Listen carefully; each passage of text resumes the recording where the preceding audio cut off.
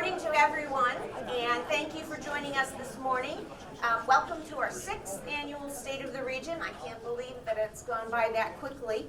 And our first ever session highlighting the state of education in our region. We're very excited to get today's program started, Detroit 2030, from education to talent hub. But before we do, I'd like to first thank our generous State of the Region sponsors. First off, to our lead sponsor, Citizens Bank. They've been with us now for several years, and we greatly appreciate their partnership. And to our other additional sponsors, including 3M, Blue Cross Blue Shield of Michigan, Kelly Services, and Central Michigan University and Michigan Economic Development Corps. As you're listening to the information shared today, we ask that you share it beyond our walls. For social media purposes, please use hashtag DETSOR or @Detroit Chamber for Twitter. But for right now, I'd like to introduce our first speaker, George Corona. George recently retired as the president and CEO of Kelly Services. He was at Kelly Services for more than 25 years and is the current chair of our CEO Talent Committee. And he's going to provide us with a global outlook on the talent landscape. George, the stage is all yours. Thank you, Tammy. Good morning, everyone. So the war for talent globally, that's what I'm here to talk about. The war for talent was a phrase that was coined in 1998, and it was at the height of the dot-com boom when tech talent was in short supply. But over the years, the war for talent has intensified and now spans a much broader range of talent across lots of different skills. With unemployment at historical lows and skill shortages leaving untold numbers of unfilled jobs, the biggest challenge to global growth is access to talent. Let me say that again. The biggest challenge to global growth is having access to talent. So where are we 21 years after they coined this phrase? Oh, gotta find it. Sorry about that.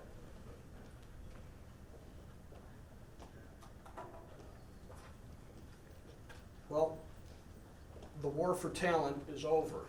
I'm sure you're probably wondering why I would say that, but during the shifting dynamics of the past decade, companies have scrambled to keep up with digital disruption, an aging workforce, widening skill gaps, and the talent pool has taken their careers in their own hands and demand work on their own terms. In short, the war for talent is over, and talent has won. Now, when I joined the professional workforce in 1980, you were given an offer letter showing your desk, and you hoped to settle into a nice career. You worked where, when, and how the company wanted you to work. 40 years later, the skilled talent being in such short supply that's just not the same anymore. Power has shifted. Increasingly, talent is telling you where they want to work, when they want to work, and how they want to work. Today, in order to attract the best talent, you can no longer compete just on pay and benefits. In fact, many studies have shown that pay and benefits is way down the list when people rank why they work for a company. They're looking for people to provide purpose at work beyond the performance, flexible work schedules, cool workspaces, remote work, and more importantly, inclusive decision making where your employees are part of the process as you look to grow your company. So if you hope to survive, you're going to have to change. Matter of fact, there was a survey done by the Conference Board, and it found that as labor markets tighten across the globe, scales continue to tip in talent's favor, and talent is emerging as the number one priority for organizations. And this survey talked to CEOs, CFOs, CMOs, CHROs. The answer was the same for all of them. The number one issue that they face to grow their company is failure to attract and retain top talent. And their ability to compete and survive in a disruptive world and to achieve growth really depends on access to talent. Now, that's what the CEOs are telling you. So these changes are having a profound impact on how companies approach 4 different dimensions of the workforce, the workplace, how technology impacts the workplace, and the changing social norms that are going on within the workforce. So let's start with technology. Technology is reshaping work as we know it. Innovation is accelerating, and new technologies like artificial intelligence, robotic process automation are having a significant and a disruptive impact on the workplace. A study by McKinsey & Company showed that 62% of the jobs that exist today have at least 30% of their activities that could be automated. And in fact, over the last few years, various technologies have changed the nature of work in many industries, such as banking, insurance, call centers, and distribution centers, just to name a few. And jobs are being automated away, and the pessimistic view is that there's going to be fewer jobs in the future, and there's going to be less need for talent. And so, with that as a backdrop, has talent really won? Or will technology disruption create new opportunities for workers? Well, what technology is doing is it's changing the skills that are required to compete in the workforce. And there is an optimistic view, and the optimistic view is actually supported by facts. This isn't the first time that technology has had a dramatic impact on the workforce. We can go back to the Industrial Revolution, to the advent of the digital computer, to the advent of the PC. There has been a lot of disruption in the workforce over the last 100 or so years. But what's always happened is, while many jobs are destroyed in the process, more are created. And more of the jobs that are created are of higher value, they pay more than before, and they promise an increased standard of living. However, to capture that opportunity, new skills are being required of the people that come to work every day. And while jobs that have high level of repetition and low levels of judgment are being automated away, new jobs requiring skills like problem solving, teamwork, judgment, and creativity are on the rise. Now, there's a lot of studies that I read out there, and some of them have shocking results, and this is one of them from the World Economic Forum. It estimates that 54% of the global workforce will have to be reskilled by 2022 to meet the needs of the new jobs. Now, this is the dark side of the changing workplace, that the skills required to compete are increasing, and we face a challenge if we don't reskill our workforce, that we will leave a large part of the productive workforce behind. And while this will ultimately lower the overall capacity of the global economy to grow, more importantly, the negative social consequences will be unacceptable. Now, is 54% the right number? I don't know. But I do know that it's directionally correct. And it tells me that the regions that prioritize education and reskilling are going to be the winners in the future. The World Economic Forum also says that by 2022 there are going to be 133 million new roles that will emerge as a result of the new division of labor between technology and skills. And the problem is, right now, we don't know what those jobs are going to be. And this is leading to another statistic that's shocking, and this one comes from the Gartner Group. And they are predicting that the global talent shortage is expected to reach 85 million by 2030, making it the #1 emerging risk for organizations.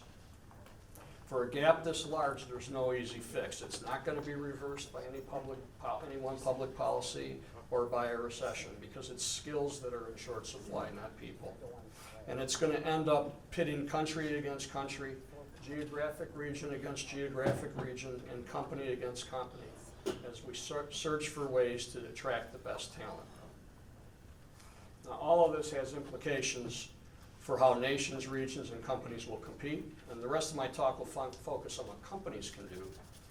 But the solutions for talent development, attraction, and retention for companies are not all that different when you think about things for the region. Things like improving workforce participation through inclusion, investing in training and reskilling, improving the experience for our employees, and focusing on purpose at work to attract talent. So your workforce is changing. Think of this. Millennials now make up 50% of the workforce as we sit here today, and they'll be 75% by 2025. And they demand different things. They're saying 65% of millennials value companies' culture over pay.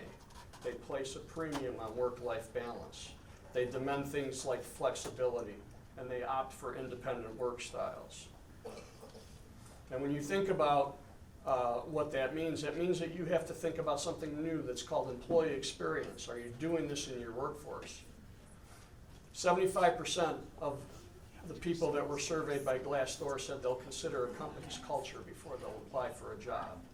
They won't apply if the company's values don't align with theirs, and they'll leave if your culture is deteriorating. 80% say they want to work at least remotely, at least part of the time. And here's one that I'm not exactly sure where they got 23% because it's pretty specific here, but they would sacrifice 23% of their future lifetime earnings for work that is meaningful. Now, is 23% right? I don't know. But they're saying that they will sacrifice some pay for meaningful work. So as you look to the future, remember, talent has won. And so you have to ask yourself some questions. Does your talent strategy align with your business strategy, or are they different things? Are your processes designed to liberate your employees to make decisions or to control them? Are you using their feedback to help you as you design your workplace? And does your company have a clear and compelling purpose? Now, at Kelly Services, we changed our purpose to make sure that people connected with it, and ours was, we put people to work in ways that enrich their lives. And that simple phrase started to connect people to the important work that we have in putting people to work, and it makes a difference.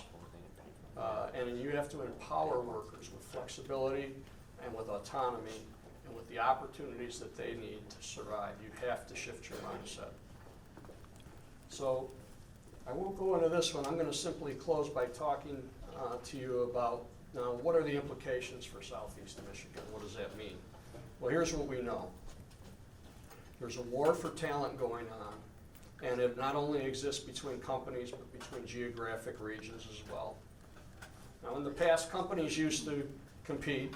Companies like Ford would compete with GM, and they'd compete with Chrysler for talent. Regions like Southeast Michigan, we didn't face stiff competition in the past from other regions. Now you look at it, Ford competes with Google, who competes with Coke, who competes with JP Morgan for talent. It's hard out there. Everybody's competing for the same population.